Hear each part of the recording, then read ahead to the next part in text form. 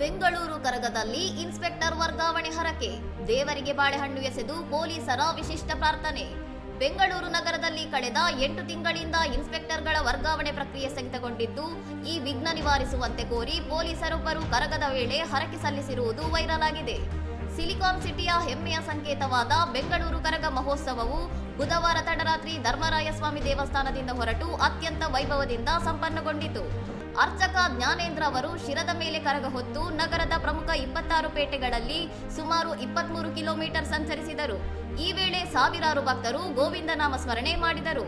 Hindu Muslim ಭಾವೈಕ್ಯತೆಯ ಸಂಕೇತವಾಗಿ ಕರಗವು ಮಸ್ತಾನ್ ಸಾಬ್ ದುರ್ಗಕ್ಕೆ ಭೇಟಿ ನೀಡಿತು.